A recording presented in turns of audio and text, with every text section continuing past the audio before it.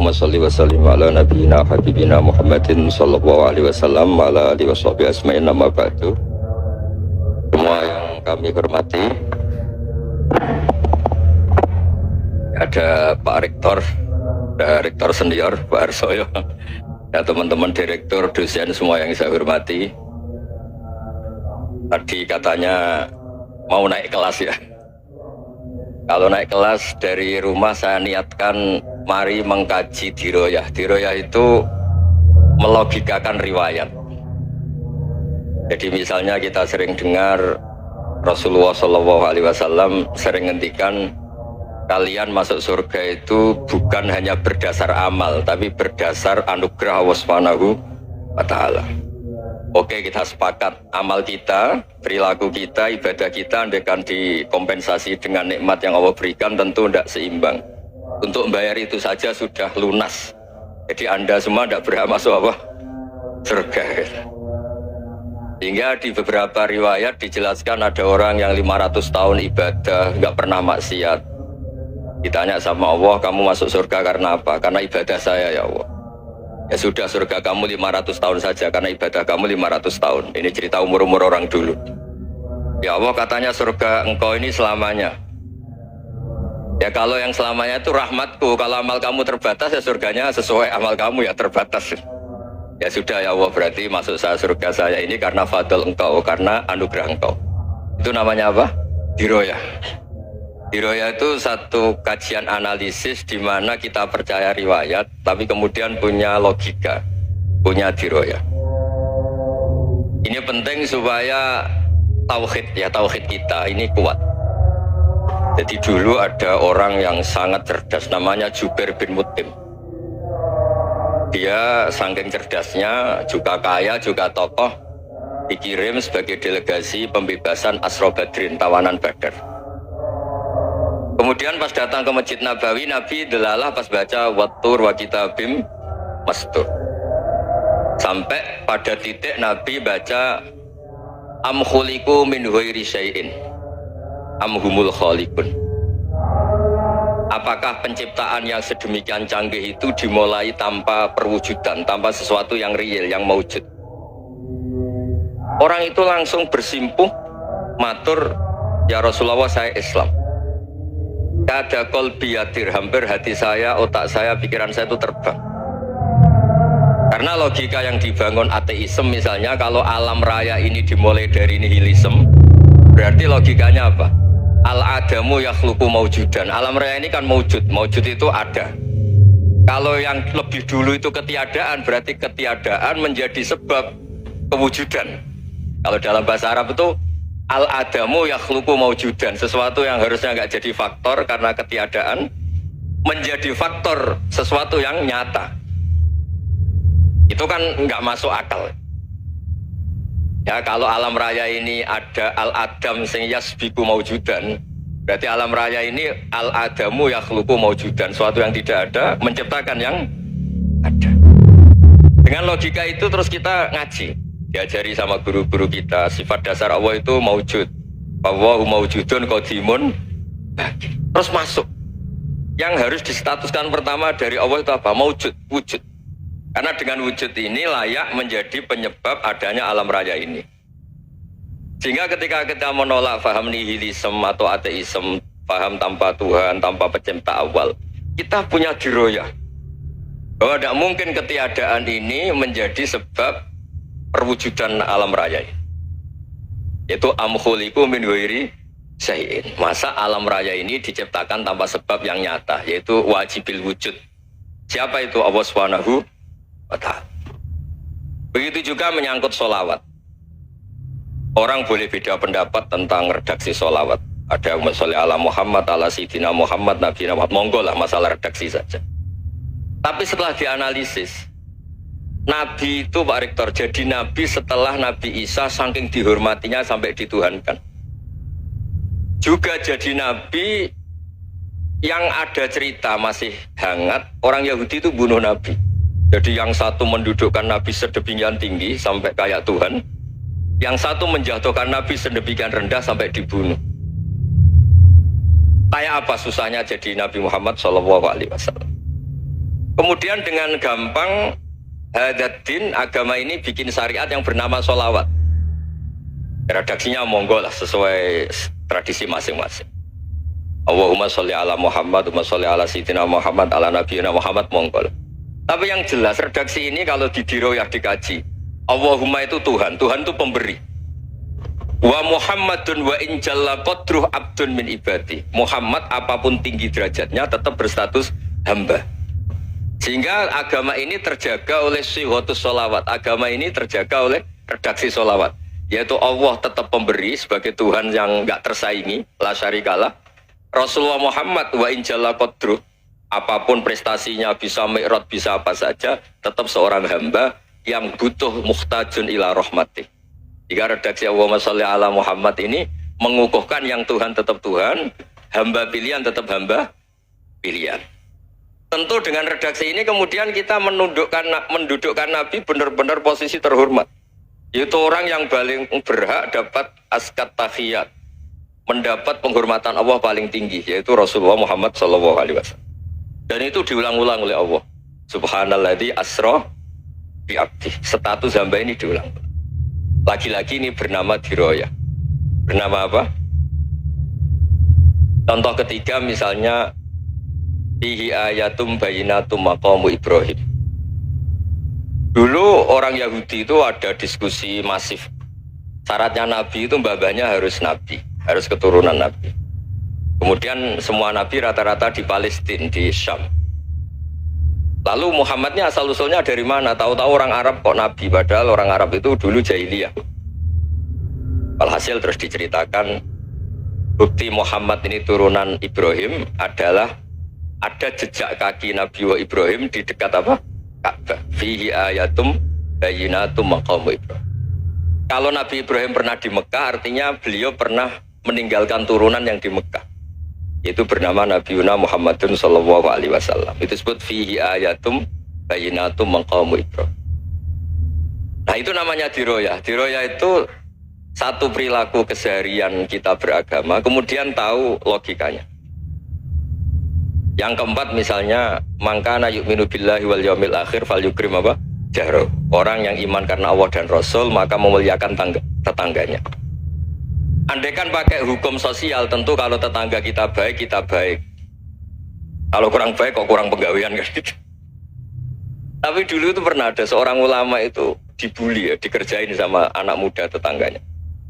Pak Kiai datang ke rumah saya, orang ini datang. Kemudian setelah di rumahnya, saya tidak jadi butuh sama Pak Kiai, silahkan pulang.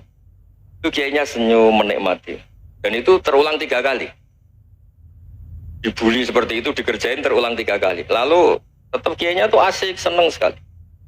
Lama-lama muda ini tanya, kenapa engkau tidak tersinggung? Padahal saya kerjain sampai 3 kali, tak undang, terus tak suruh pulang, tak undang, tak suruh pulang.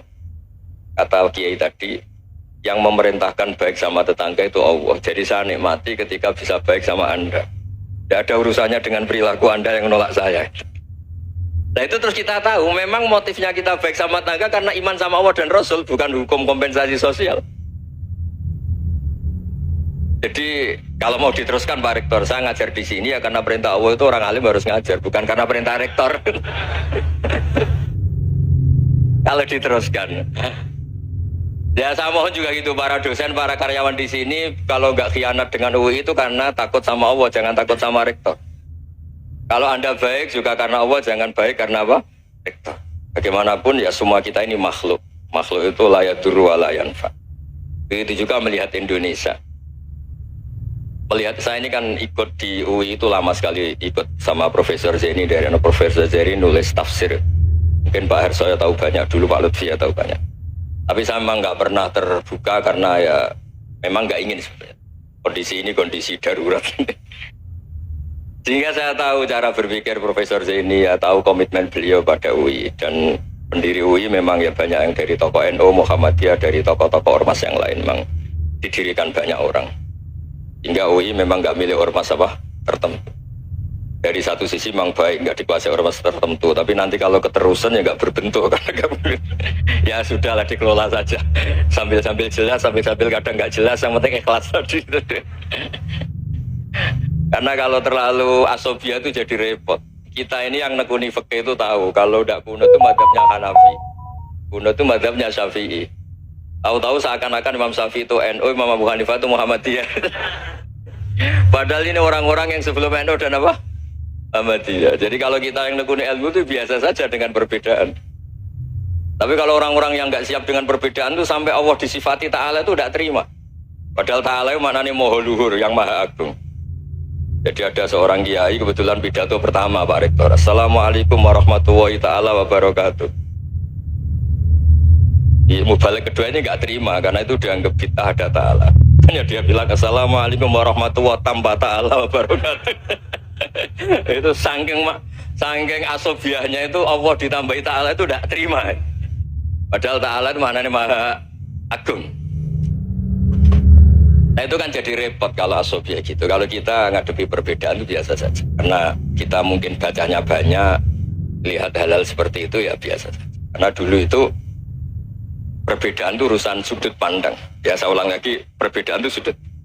Allah yang Tuhan saja sering didebat sama nabi-nabinya. Karena urusan sudut pandang apa? Saya beri contoh ya. Suatu saat Khalilur Rahman Ibrahim itu saatnya meninggal sama Allah, Israel disuruh. Israel itu Ibrahim saatnya meninggal, ambil nyawanya. Setelah datang ke Ibrahim, ya Khalilur Rahman Ibrahim, saya disuruh nyabut nyawa Anda. Itu Israel dipaksa mikir sama Ibrahim. Hal ra'aita khalilan yumitu khalilah. Kamu tahu orang yang mencintai kemudian bunuh yang dicintai, itu logika agak benar.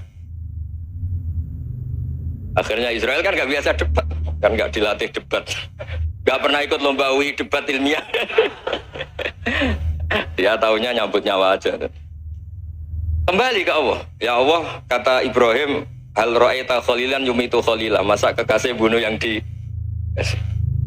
dicintai ya. Tapi kata Allah santai. Bilang ke Ibrahim, hal ra'aita habiban yakrahu ayyalqa habibah. Masa katanya dia cinta saya, kemudian ketemu saya tidak berani. Israel mater lagi. Logikanya gini Ibrahim, masa yang dicintai sama yang ketemu yang dicintai gak berani ya udah ketemu aja. Katanya yang meninggal itu. Artinya kamu bisa saja GR tidak mati-mati karena merasa dicintai, atau ingin mati karena mencintai. Nah maksud saya dalam hal-hal seperti ini orang UI pasti gak jelas. Katanya cinta Allah suruh mati ya gak mau. Gak jelas kan. Dibilang gak cinta juga gak mau. Tapi dibilang cinta kalau ukurannya mati juga gak mau. Nah, tapi dalam banyak hal gak jelas itu penting Pak Rektor. Penting sekali. Buatan guyon, saya beri contoh sekian ilmiah, gak jelas itu penting.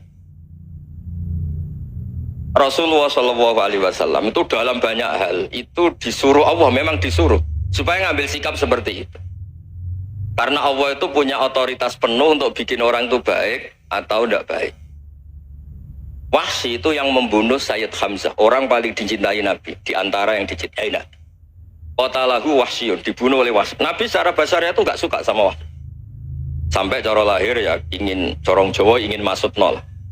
Tapi apa kata Allah? Laisa laka minal amri syai'un aw yatuba alaihim aw yu'adzibah. Itu tidak wilayah kamu Muhammad. Malah Wahsy dikasih tobat sama Allah. Khalid bin Walid, itu perang Uhud kalah, itu karena ide brilian Khalid bin Walid. Pas itu masih panglima kafir. Itu pura-pura kalah, ghanimah dilepas, sahabat turun, pasukannya naik, walhasil orang Islam kalah. Khalid bin Walid akhirnya juga masuk Islam. Orang yang secara basariah Nabi itu gak siap. Kebalikannya juga ada. Sa'labah itu orang sampai dapat gelar Hamamatul Masjid. Ini pas ngaji mesti ingat salam. Dia di masjid terus. Setiap habis salam tuh lari karena istrinya nyuwun sewu masih berpakaian yang tidak pantas. Kenapa engkau terburu-buru pulang? Pakaian yang dipakai istri saya sekarang saya pakai. Ya pakaian sarung itu kayak Pak Rektor kan fleksibel. Ini khusus mau Ramadan, tidak akan sarungan terus, gak usah khawatir. Jadi ini tadi sudah perjanjian. Saya yang kiai celananan, beliau yang rektor pakai sarung. Jadi iya. Supaya itu barter madhab. Tapi hanya sekali ini aja, bukan. Jadi jangan diharapkan ini jadi tontonan terus-menerus. Dan ini barter madhab. Saya sama Profesor Kores juga sering gitu. Saya pakai sarung yang dihadiahi beliau pakai sarung yang dihadiahi saya. Memang itu tradisi Islam. Tahadau tahabu, kamu saling memberi hadiah maka kamu saling mencintai. Bukan riswah, bukan riswah. Walhasil terus Sa'labah ini mbok saya didoakan Nabi supaya saya kaya, supaya tidak sering ganti-ganti pakaian seperti ini sama istri saya. Jangan-jangan kamu miskin itu lebih baik. Ngotot minta didoakan. Didoain Nabi kaya terus lama-lama ninggal sholat, ninggal jamaah. Itu Allah belum tersinggung. Yang mulai Allah tersinggung itu kan saya sering fatwa di mana-mana, sering memberi saran. Mumpung kamu miskin itu sering sedekah, karena kalau sudah kaya itu tidak bisa. Saya memberi analogi gini. Kalau saya masih santri miskin, punya uang 100.000, diminta guru saya 50 tak kasihkan, padahal itu 50%. Punya 2 kambing kurus, diminta guru saya 1 pasti tak kasihkan, padahal itu 50%. Jadi kalau punya sapi Brahman atau sapi limusin yang harganya itu 100 juta, punya 2, diminta 1 boleh enggak? Enggak boleh. Saya punya motor butut 2, diminta teman saya 1 boleh, tapi kalau Davidson Harley itu enggak boleh itu. Nah, walhasil itu kalau kita miskin, misalnya kita zaman kuliah atau zaman mondok atau zaman apa saja, punya uang 100.000, nartik temannya sampai 50.000 kan biasa. Tapi setelah 1 miliar, berani nggak kamu kasihkan 500 juta? Sama-sama 50% ya? Enggak kan? Nah Sa'labah gitu, ketika zakat masih per 40 kambing 1 kambing itu sebenarnya kan masih ringan. 40, 1, 82. Kambingnya itu sudah mabenal jabalen. Barang dihitung zakat karena sudah ribuan, jumlahnya sampai 400 kambing. Banyak lah pokoknya. Terus kata Sa'labah, ini pemerasan. Karena jumlahnya besar. Allah tersinggung karena nabinya dianggap narik zakat itu dianggap khorat, dianggap pemeras. Allah tersinggung kemudian fa'aqobahum nifaqon fi qulubihim ila yaumil. Dia ditetir munafik. Semenjak itu terus tadi kembali gak jelas tadi. Barkohnya gak jelas itu menjadi orang tuh bijak. Ini sekarang nakal, jangan-jangan nanti jadi orang baik. Yang sekarang baik, jangan-jangan suatu saat jadi tidak baik. Semua orang introspeksi. Gak ada jaminan kalau kita sekarang baik akan baik terus. Gak ada jaminan kalau kita sekarang buruk akan buruk terus. Sehingga terus banyak kiai-kiai bijak itu memang lahirnya gak tegas. Tapi gak tegas itu yang menjadikan bijak. Karena sama-sama mungkin. Itu yang disebut laisa laka minal amri syai'un aw yatuba alaihim wa yu'adzibum. Itu tidak wilayah kamu. Ketika Allah mengomentari orang munafik juga wa yu'adzibal munafiqina insya'a aw yatub. Bisa saja ada yang disiksa, bisa saja ada yang dikasih tobat. Karena pola yang kita analisis itu semuanya menurut kita. Bukan menurut kemaslahatan orang apa? Saya punya sekian contoh cerita. Orang yang sowan kiai baik-baik, mungkin bawa gula atau salam dabla, tidak tahu lah. Sudah mesti jadi wali. Tapi Kalijogo yang kenal Sunan Bonang itu kenalnya itu karena ingin begal. malah jadi wali deh. Tapi tidak usah dicoba. Umar itu nyari Nabi itu mau dibunuh. Tapi malah tobat jadi orang baik. Jadi ini penting ngaji ya, supaya tidak tegas itu, tidak jelas itu kadang baik. Nah termasuk saya juga termasuk dia yang milih tidak jelas. Saya sering gojlok ini, Fajar Hadili ini murid-murid saya sering saya gojlok. Kalau semua sistem pendidikan kayak kampus, kayak UI, kayak UIN semuanya, itu sistem yang bagus karena tertib, jam kuliahnya jelas, mata kuliahnya jelas. Kalau di pesantren itu Pak Harso itu gak tertib, tapi justru itu enak ketemu di jalan orang berani tanya. Nah, ini kalau mbak-mbak misalnya menstruasi, mau belajar haid nunggu semester berapa baru tahu. Itu bisa sekian tahun gak sholat karena nunggu pelajarannya baru diterangkan. Mau haji juga gitu, nunggu mata pelajaran haji. Kalau gak jamnya gak mau dosennya ngajarin. Nah, kalau kiai kan enggak, ketemu di jalan tanya dijawab. Jam berapa juga dijawab. Artinya Indonesia itu berkah, ada sistem kampus yang tertib. Ya semoga termasuk tertib gajinya. Tapi tertib gajinya itu juga sebenarnya rugi. Saya sering ada pegawai negeri Gus, tolong doain saja di PNS enak aja. Gajinya tetap. Kata saya nggak mau kalau gaji saya tetap. Kok bisa Gus enak tiap bulan mesti dapat gaji. Kalau tetap nggak naik-naik kata saya. Kalau kiai gajinya nggak tetap, tapi di atas yang tetap kata saya. Artinya Indonesia itu berkah. Kalau semuanya pakai sistem pendidikan setertib ini, orang mau tanya haid ya nunggu pelajaran haid. Bab haji ya nunggu pelajaran haji. Tapi kalau ketemu kiai itu enggak. Ya pokoknya saya pernah di pasar, Gus mau tanya. Tanya apa? Anak saya keluar darah terus gini-gini. Padahal biasanya hanya 7 hari gini-gini. Ya sudah, kembalikan ke biasanya, rudat ilal adat. Itu udah usah sowan ke rumah. Juga gak registrasi dulu, gak daftar dulu. Ya ini udah nyindir cerita saja. Supaya ini bukti koalisi beneran. Jadi saya yang kiai gak tertib jam, koalisi sama yang tertib jam. Jadi kalau semuanya sistem kampus, nanti pertanyaan itu enggak bisa on time, enggak bisa setiap saat. Makanya Indonesia itu berkah. Kiai-kiai yang alim yang di jalan-jalan banyak, juga kiai yang di kampus dokter-dokter fikih banyak, yang nekuni ilmu umum ya banyak, macam-macam. Itu masalah itu kalau saling mengadili itu baru masalah. Misalnya kiai ngeluh nggak enak jadi kiai, tidak punya gaji tetap, yang dosen ngeluh nggak dicium tangannya. Karena memang unik Indonesia itu. Kalau guru fikih kok dosen itu tetap nggak dicium tangannya. Karena pikirannya anak-anak itu wong sudah bayar suruh nyium. Itu kayak di alam sadar tuh gitu. Kalau kiai itu kan anak-anak gak bayar itu. Ya upahnya cium tangan itu. Makanya kalau kiai-kiai tidak keramat bisa mati karena cium tangannya doang gitu. Bisa mati itu kiainya. Ya ini cerita. Supaya saling menghormati apa saling. Jadi kalau makanya itu pakar-pakar akhlak ya, pakar-pakar etika peradaban. Itu tertampar betul ketika Nabi urusan ilmu itu mengabaikan itu. Kalau sudah urusan ilmu, misalnya begini, ada urusan ilmu, ada mbak-mbak cantik atau ibu-ibu cantik, itu dalam Islam itu diajarkan jangan sopan-sopan banget. Kata Nabi, karena kekuatan ilmu itu di atas kekuatan akhlak, di atas kekuatan adab. Ya nisa an-nabi lastunna ka ahadim minan nisa. Ini taqaitunna fala takhdu'na bil qaul. Faya tama alladhi fi qalbihi maradun. Misalnya ada bapak cantik, menarik, kemudian sopan misalnya sama Pak Fajarin sama dosen-dosen. Monggo binara. Wah itu bahaya pikirannya kemana-mana itu. Orang yang imannya pas-pasan, wih berarti mau. Maksud saya kalau cantik, menarik, ketemu di jalan biarin aja dosennya mau kemana biarin aja. Gak usah dihormatin. Kalau dihormatin, Pak mau kemana sadaran no bisa bahaya. Tak biarin aja. Kalau tanya, Dek ini alamatnya mana? Cari sendiri Pak.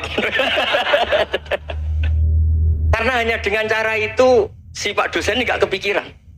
Gak ada orang suka orang kedus itu gak akan. Tinggal sudah cantik, sopan. Wah bisa pikirannya macam-macam. Itu ilmu. Fala takhdu'na bil qaul. Kamu jangan terlalu lirih kalau ngomong. Fayat ma'alladzi fi qalbi maradun. Orang yang pikirannya masih kotor pasti berpikir yang negatif. Anda mungkin demi sopan sama dosen Anda. Tapi sejauh mana dosen Anda juga berpikir positif. Itu kan uji iman sama uji nyali. Nah, sama pejabat yang sopan sama kiai mungkin punya Alphard, punya Robicon, punya terus bawa uang banyak. Terus sama kiai cium tangan hormat. Jangan-jangan kiainya yang pikirannya macam-macam. Ini berarti bisa jadi muhibbin potensial misalnya. Nah, saya ini termasuk kiai yang pengagum ilmu. Sehingga saya sama orang yang medit, yang kikir sama saya itu saya senangnya bukan main. Kenapa? Karena kalau orang medit itu gak berhak nuntut. Tapi kalau orang lomo 1 juta minta surga, 2 juta ya minta apa? Surga. Gus salam template 200.000 aja kadang minta surga. Tapi kalau yang kikir-kikir ya sudah salaman tok sudah, gak minta apa, bahkan dia tahu diri, oh gak bayar kok minta. Maksud saya Islam itu luas, dinikmati saja Pak, dinikmati saja. Nah itu diroya, maksudnya itu diroya. Diroya itu kamu tahu aturan Islam itu kamu harus yakin khairihi wa syarrihi minallah, semua itu ujian, tapi kemudian dikaji. Makanya saya ini termasuk pengagum Imam Syafi'i. Imam Syafi'i itu dikasih tahu, ada orang yang di depan engkau cium tangan hormat tuh di luar ngomong-ngomong, ngata-ngatain Anda. Imam Syafi'i tertawa-tawa sewenang. Loh, ada ini dikata-katain di luar kok. Kok tidak kamu anggap munafik malah tertawa. Berarti saya wibawa, di depan saya nggak berani. Dianggap enteng saja. Dibilangin, sebagian orang kampung sini nggak suka sama engkau. Baguslah, tidak akan pinjam uang sama saya. Di mana-mana orang pinjam minta tolong itu karena seneng. Kalau benci kan enggak. Intinya dianggap enteng saja. Yang terjadi di dunia itu semuanya dianggap enteng saja. Man asa ilaika faqat atlakoka. Yang berburuk sama kamu itu membebaskan kamu. Coba kalau akrab, titip. Ya misalnya akrab sama Pak Fajar, bilangkan ke Pak Rektor, sangkat atau jadi guru tetap atau apa, kan ribet. Kalau tidak cocok kan nggak minta apa-apa. Makanya hati-hati Pak Rektor sama yang akrab-akrab. Itu dulu saya juga nggak paham. Di antara wasiat Bapak yang sering diulang-ulang tuh itu. Suatu saat kamu jadi kiai, ngelola orang nggak seneng tuh gampang. Sudah, situ orang lain. Tapi kalau ngelola orang nggak seneng, orang seneng tuh repot. Mintanya aneh-aneh. 100.000 aja minta surga. Hanya teman tenis saja minta naik jabatan. Intinya itu ya sudahlah dikelola. Yang seneng ya berkah, mungkin teman berjuang, teman diskusi. Yang nggak seneng ya berkah, karena ini tidak minta macam-macam, nggak seneng. Nah itu namanya diroya. Diroya itu satu kajian keilmuan yang menjadikan kita ini nyaman dengan riwayat-riwayat, panduan-panduan dari Rasulullah Shallallahu Alaihi Wasallam kayak tadi. Kenapa sih tentang baik sama tetangga, baik sama tamu? Hitung-hitungannya tuh mangkana yu'minu billahi wal yaumil. Saya pernah dicium sama orang miskin yang akut miskin betul. Itu tak ajarin Anda ini lebih hebat ketimbang orang-orang kaya. Misalnya gini. Misalnya ada komunitas rektor atau kiai besar. Saya ini kata orang banyak termasuk kiai besar. Mungkin kalau pinjam uang itu karena mau beli mobil, aksesoris mobil, karena kita kiai top atau rektor atau orang-orang top. Kalau sesama orang miskin itu pinjem-pinjemannya itu urusan beras, itu urusan nyawa. Keren mana? Menyelamatkan nyawa sama aksesoris mobil. Nyawa. Jadi pahala kamu pasti lebih besar. Itu senengnya jadi orang miskin terus keterusan sampai sekarang. Oh itu, lo coba kalau menteri sama menteri, rektor sama rektor, kira-kira pinjamannya apa Pak Arso? Kan kalau mau beli mobil atau mau umroh VIP, pokoknya yang keren-keren. Kalau orang miskin pinjam karena apa? Makan kan? Beras kan? Makanya kalau yang sedang miskin monggo lah, kalau ingin teruskan. Kata itu. Maksud saya Islam itu seenak itu.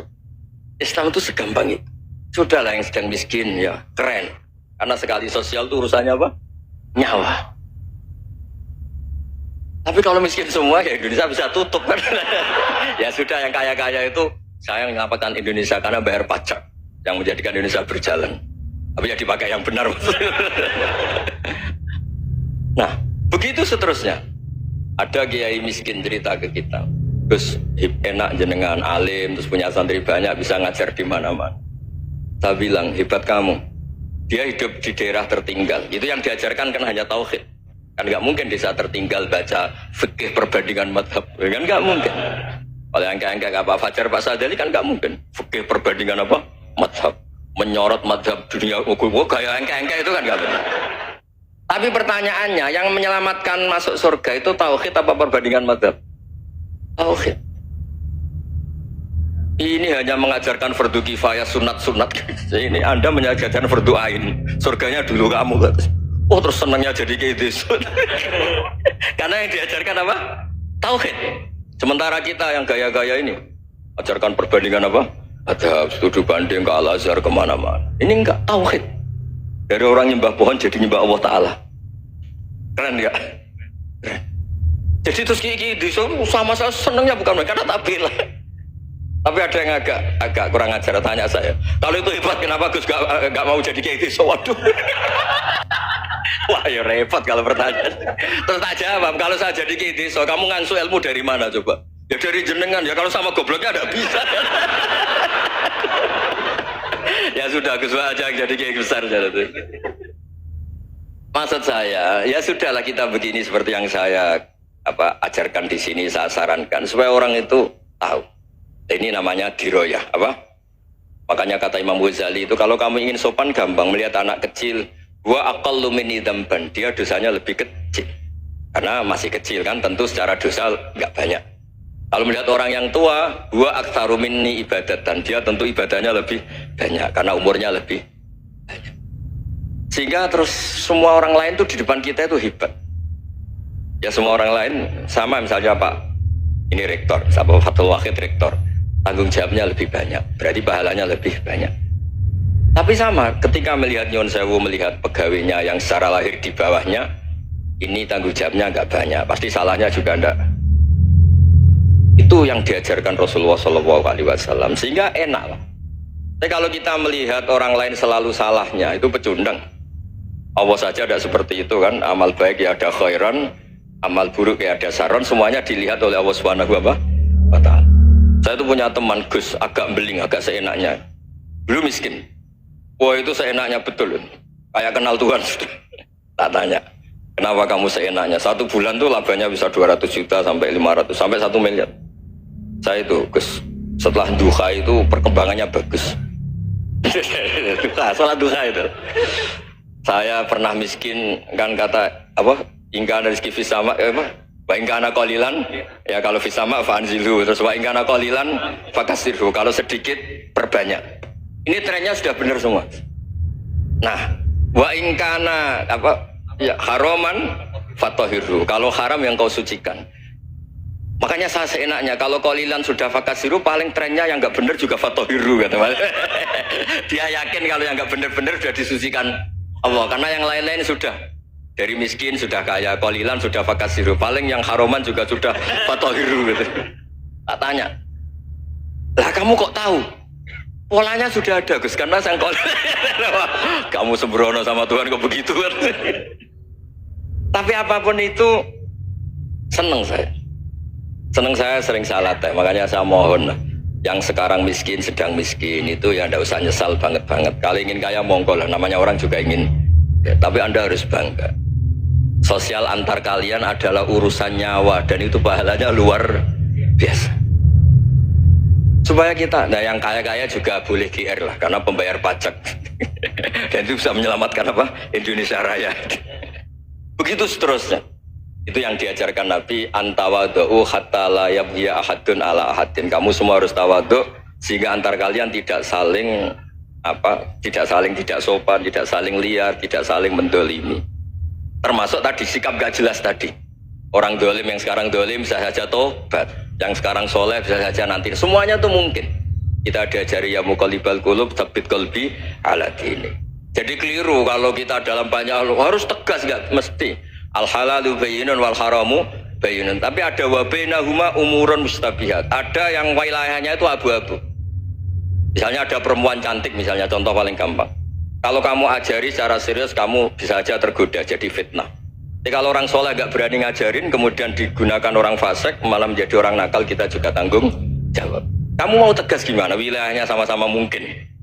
Wilayahnya sama-sama mungkin. Yang dekat pejabat mungkin terkontaminasi KKN. Tapi kalau pejabat gak dekati orang soleh, punya perilaku yang gak soleh, yang repot juga Indonesia kan. Nah hal-hal seperti itu kita tidak perlu ngambil sikap. Maksudnya nggak usah ngambil sikap, ya kita buktikan kalau milih satu madhab, kita buktikan semuanya lebih baik, semuanya lebih bermanfaat, semuanya lebih berperadaban. Karena nggak bisa dihindari wabena humain. Termasuk nyuwun sewu, saya mohon maaf sama mulai Pak Harso, Pak Lutfi sampai Pak Fathul Wahid. Saya ini termasuk kiai yang nggak suka dekat sama orang-orang top. Bukan karena hasud. Memang konstitusi kiai harus gitu, la tamuddanna ainaika. Kenal orang lebih tinggi itu kan resiko. Misalnya saya kiai desa, mungkin punya keri tua sudah seneng, punya kijang tua sudah seneng. Gara-gara kenal Pak Wahid naik Kempri, waduh kok saya kalah itu. Kenal orang itu kan resiko.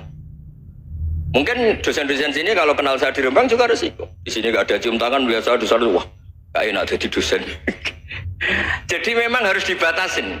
Sekiranya mungkin orang terus, karena latamud dan nanawa ainaika ilham, kamu jangan sering melihat orang lain yang mungkin secara lahir dapat nikmat yang lebih tinggi dibanding Anda. Kalau kamu nggak bisa ngelola hati Anda bisa hasut, Anda bisa dengki. Paling tidak Anda bisa ada syukur. Saya itu sering didolani pejabat, juga sering melihat pejabat di TV. Naik mobil aja ada yang naikkan. Bahkan kalau wudhu itu anduk aja ada yang bawa. Itu kalau yang nggak kuat, wih naik jadi pejabat. Ya makanya terus konstitusi kiai itu mengatur, sudahlah mata kamu itu kamu batasin. Jangan melihat sesuatu yang potensi menjadikan Anda tidak apa syukur. Jadi saya mohon, ini memang konstitusi saya sebagai kiai, jadi saya, tapi di hati saya tetap akrab. Saya doakan semua untuk UI, untuk semua orang Indonesia kita doakan. Kita ingin semuanya tambah baik, tambah baik. Oke, Assalamualaikum warahmatullahi wabarakatuh.